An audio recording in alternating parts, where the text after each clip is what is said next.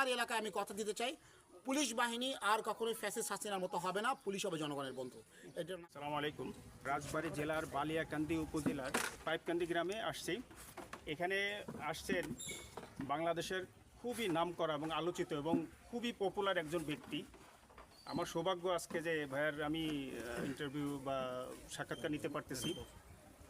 NDM এর মহাসচিব, গণতান্ত্রিক পার্টি, জাতীয়তাবাদী গণতান্ত্রিক পার্টির মহাসচিব মমিনুল আমিন ভাই, এবং রাজবাড়ী 2 আসনের উনি সংসদ সদস্য প্রার্থী এবং খুবই পপুলার। আমি জানতাম না, কিন্তু বিভিন্ন জায়গায় ওনার নাম কিন্তু অলরেডি ছড়ায় পড়ছে এবং সারা বাংলাদেশেও কিন্তু ওনার অনেক নাম। তো আমি ভাইয়ের কাছে জিজ্ঞেস করবো যে রাজনীতিতে এত সুন্দরভাবে আপনি সব কিছু ডিল করতেছেন এবং তার আগ দিয়ে, অর্থাৎ রাজনীতি আসার আগ দিয়ে আপনি কী করতেন, মানে এই জিনিসটা ভাইয়ের কাছে একটু জানতে চাইবো। অনেক ধন্যবাদ। আমি আপনার মাধ্যমে আইডিয়াল টিভির দর্শকদের, শ্রোতাদেরকে ধন্যবাদ জানাচ্ছি। যারা লাইভ দেখবেন বা রেকর্ডেড দেখবেন সকলকে আমি আমার পক্ষ থেকে, আমার দল এনডিএম চেয়ারম্যান ববি হাজ্জাজ এবং আমার নির্বাচনী আসন রাজবাড়ী 2 আসনের জনগণের পক্ষ থেকে আন্তরিক শুভেচ্ছা এবং ধন্যবাদ জানাচ্ছি। রাজনীতি আসলে বলতে গেলে কি, যখন থেকে মানে আমার এসএসসি পরীক্ষা আমি দিব বা একটু বোঝা শুরু করেছি বা একটু সদ্য কৈশোরে পা দিয়েছি, হ্যাঁ, বা কৈশোর উত্তীর্ণ করছি, সেই সময় থেকে আমি সক্রিয় রাজনীতি করি। এবং রাজনীতিতে আসার আগে, আনুষ্ঠানিকভাবে যদি রাজনীতিতে আসার আগের কথা বলেন, আমি বিভিন্ন কর্পোরেট প্রতিষ্ঠানে কাজ করেছি, যার ভিতরে ছিল মেঘনা গ্রুপ অফ ইন্ডাস্ট্রি, আমি ব্র্যান্ড ডিপার্টমেন্টে ছিলাম। আমি ড্যাফোডিল গ্রুপে কাজ করেছি। এছাড়াও আমি বিভিন্ন শিক্ষা প্রতিষ্ঠানে কাজ করেছি, যেমন এইটা আমি এখনও পেশাদারভাবে করছি।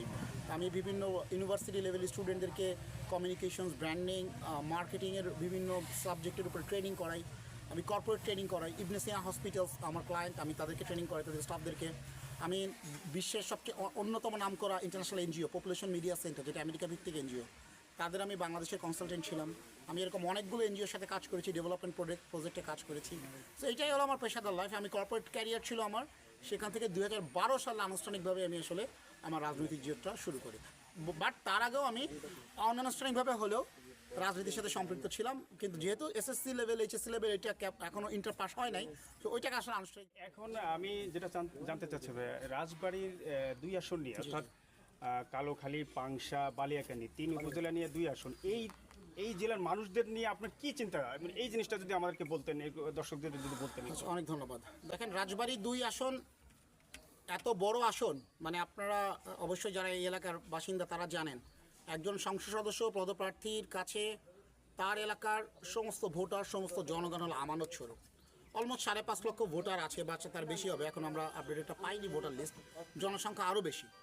তো এত বিপুল সংখ্যক জনসংখ্যা, ডেমোগ্রাফি এত বড় যে আপনার এখান থেকে আপনি যদি একটা ইউনিয়নে যান, আমরা যে এখানে আমরা এখন রাইট নাও দাঁড়িয়ে আছি বালিয়াকান্দি ইউনিয়নে, পাইককান্দি গ্রামে, এখান থেকে জঙ্গল ইউনিয়নে আমি সকালবেলা প্রোগ্রাম করেছি। অনেক দূর, অনেকগুলো গ্রাম। আপনি এখান থেকে যদি পাংশা যেতে চান, পাংশা পৌরসভা থেকে কসবা মাজাইল ইউনিয়ন পর্যন্ত বিশাল বড় জায়গা। তাহলে এত বড় জিওগ্রাফিক্যাল লোকেশনের একজন সংসদ সদস্য পদপ্রার্থী যখন নির্বাচিত হবে, আসলে তার জন্য এই আমানত রক্ষা করা অত্যন্ত কঠিন। কারণ আমি মনে করি একজন এমপি প্রার্থী শুধু জনগণের ভোটে নির্বাচিত হয়ে সংসদে গেলেই তার দায়িত্ব শেষ হয়ে যায় না। হ্যাঁ, হযরত ওমর রাদিয়াল্লাহু তাআলা আনহু যেমন তার শাসন আমলে বলতো যে নদীর পাড়ে একটা কুকুরও যদি না খেয়ে মারা যায়, তার জন্য তাকে আল্লাহ তাআলার কাছে জবাবদিহি করতে হবে।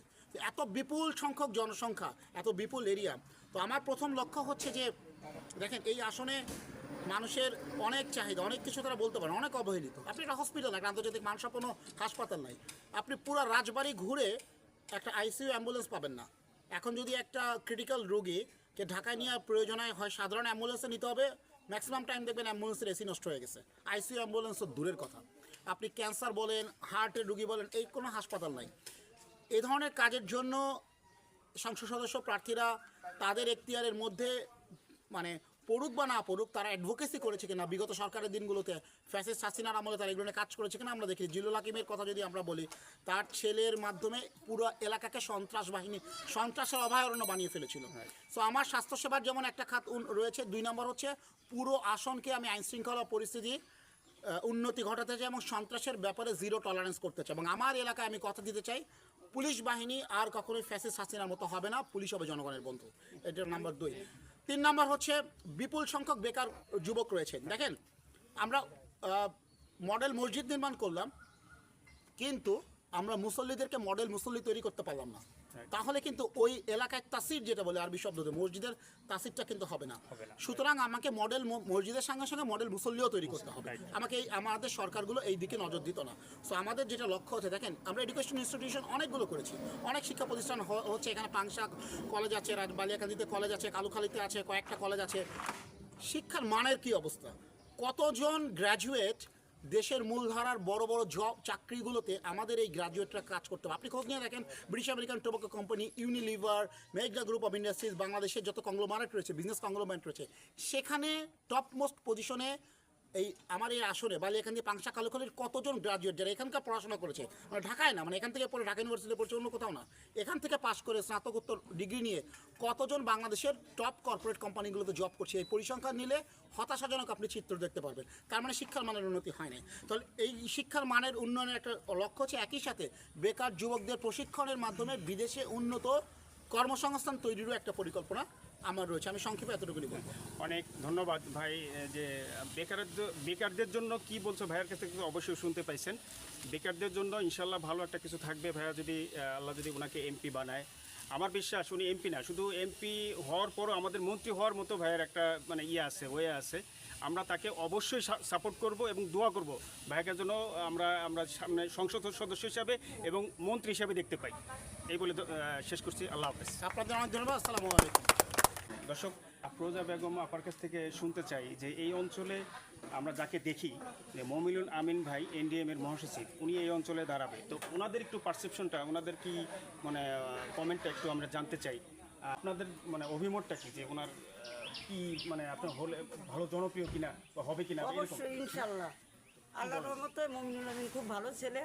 আপনারা সবাই দোয়া করেন আমার পাইকান্দি গ্রামের। আর অনেক শিক্ষিত, দেশের জন্য অনেক কিছু করেছে।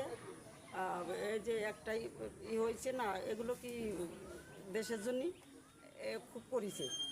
এ হলে আমাদের সবারই খুব উন্নয়ন এ দেশের। দর্শক, এখানে সবাই এজন্য দোয়া রাখেন। আমরা দেখতেছি এই আপুটা উনি এক বাক্যে বলতেছে যে এই অঞ্চলে আসলে উন্নয়ন করার মতো যদি যোগ্য প্রার্থী থাকে, যোগ্য প্রার্থী, তাহলে আল্লাহর রহমতে সবার সাপোর্ট আছে, সাপোর্ট থাকবে। সবাই আর কি সবাই অনুমতি দিয়েছে। হ্যাঁ, ধন্যবাদ আপনাকে অনেক সুন্দর কথা বলার জন্য।